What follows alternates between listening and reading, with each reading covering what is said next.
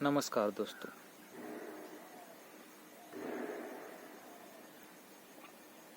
इस देश की हर एक राजनीतिक पार्टी चाहती है कि इस देश में लोकतंत्र ना बचे। सत्ता पक्ष और विपक्ष दोनों चाहते हैं इस देश में लोकतंत्र ना बचे, क्योंकि अब सत्ता में बीजेपी पार्टी है।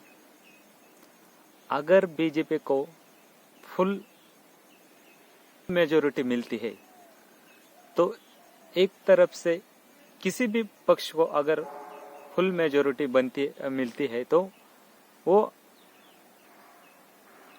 एक ऐसा बन जाता है, एक तानाशाही राजनीतिक पार्टी बन जाती है, वो सरकार बन जाती है। किसी भी पार्टी को हम ज्यादा मेजॉरिटी देते हैं, जब उनके सांसद ज्यादा चुन के आते हैं तो वो पार्टी एक तरफ से तानाशाही की तरफ जाती है।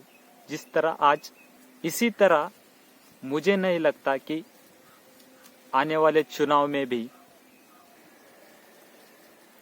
क्योंकि इनके बयानबाजी से पता चलता है कि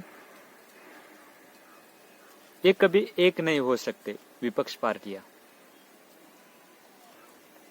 इसी तरह से फिर एक बार बीजेपी सरकार आने वाली है,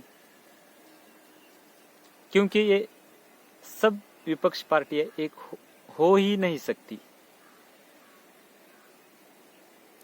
कल बीआरएस की नेताजी केसीआर जी की बेटियां, उन्होंने कांग्रेस के ऊपर बयानबाजी करते समय कहा कि कांग्रेस एक अहंकारी पार्टी है, इनको एक किसी स्टेट की रीजनल पार्टी होके रह गई है कांग्रेस। हम भी इसे मानते हैं, लेकिन क्या बीआरएस कर्नाटक में, मध्य प्रदेश में, राजस्थान में, छत्तीसगढ़ में इनके सांसद चुन के आ सकते हैं क्या? नहीं आ सकते, क्योंकि उस राज्य में कांग्रेस का जनाधार है। अभी बीआरएस का और आम आदमी पार्टी का जनाधार नहीं, किसी एक दो राज्य छोड़ के किसी भी राज्य में। यह हमें मानना ही पड़ेगा, क्योंकि अभी हमारे देश में विपक्ष बन सकता है तो कांग्रेस को लेके ही जाना पड़ेगा हर एक पार्टी को, वो चाहे अखिलेश जी की हो, मायावती जी की हो, चाहे ममता बनर्जी की हो, केसीआर जी की हो। इनको कांग्रेस को लेके ही विपक्ष बनाना पड़ेगा, क्योंकि इन लोगों का एक स्टेट की पार्टी है इन लोगों की। इनके मुझे नहीं लगता कि इनका सांसद दिल्ली में आ सकता है या पंजाब में आ सकता है, महाराष्ट्र में आ सकता है। ये पार्टियां एक क्षेत्र की पार्टियां हैं। तो अगर इन्होंने कांग्रेस के साथ अगर जुड़ते नहीं, अगर इनने अलग लड़ने का फैसला ले लिया तो जाहिर सी बात है इनके सांसद कम चुन के आ सकते हैं। इसी तरह कम सांसद चुन के आ सकते हैं, सांसद ज्यादा बढ़ सकते हैं बीजेपी के। तो बीजेपी के सांसद बढ़ जाते हैं तो नुकसान तो विपक्ष का हो सकता है और फायदा तो बीजेपी को मिलता है। तो मेरे कहने का मतलब ये है कि अगर ये एक नहीं हो सकते, इनका इनके ज्यादा सांसद नहीं बढ़ सकते उन लेवल के, चाहे सरकार उनकी आ जाए या इनकी आ जाए, चाहे बीजेपी की आ जाए या विपक्षी आ जाए। अगर सांसद की थोड़ा बहुत कम होता है तो चलेगा, लेकिन अगर 300 पार 250 पार किसी पार्टी के सांसद आ जाते हैं तो एक तरफ तानाशाही की तरफ ये पार्टी आ जाती है और इनकी सरकार चली जाती है। मेरे कहने का मतलब है कि अगर विपक्ष एक नहीं होता तो बीजेपी जाहिर सी बात है चुन के आएगी, वो अपना व्यवहार तानाशाही तरफ लेके जाएगी, कौन से भी कानून पास करेगी। तो एक तरफ तानाशाही तरफ जाएगी और देश में जैसे विपक्ष पे ईडी, इनकम टैक्स, सीबीआई ऐसे मामले और ज्यादा बढ़ सकते हैं। मतलब बोलने पे पाबंदी आ सकती है अगर एक पार्टी को ज्यादा सांसद चुन के आने से। मतलब मुझे ऐसा लग रहा है कि विपक्ष भी चाहता है कि देश में लोकतंत्र ना बचे, ऐसा मुझे अभी लग रहा है, क्योंकि ये कभी एक हो नहीं सकते और इनके ज्यादा सांसद चुन के आएंगे ही नहीं। अगर एक नहीं होगे तो कहां से आएंगे? यह इनका आपस में ही झगड़ा चलता रहेगा।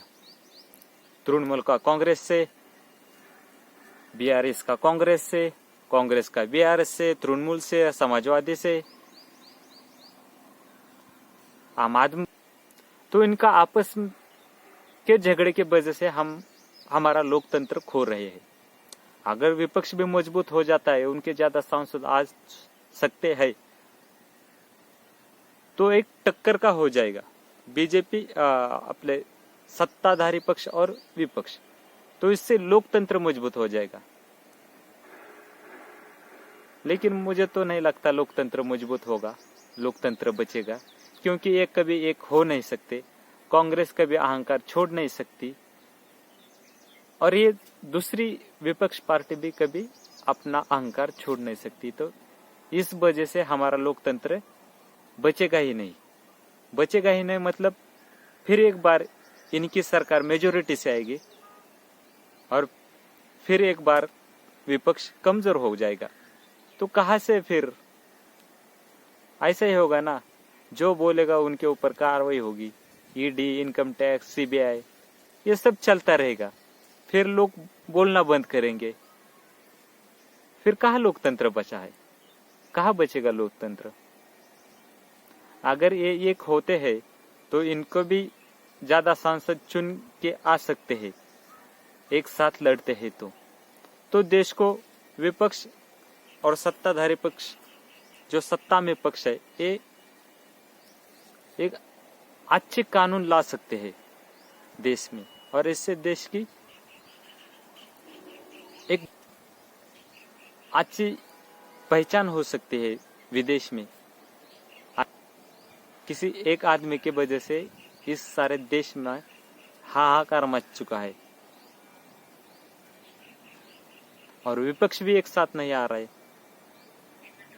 तो करे तो क्या करे हम लोग? विपक्ष अपना अपना खुद लड़ना चाहता है, हर एक को प्रधानमंत्री बनना है, हर एक को मुख्यमंत्री बनना है। ऐसा तो होता नहीं, किसी को तो झुकना पड़ेगा।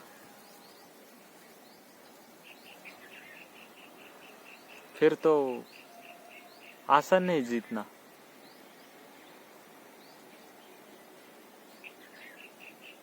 सोचिए और वोट करिए, यह हमारा हक है।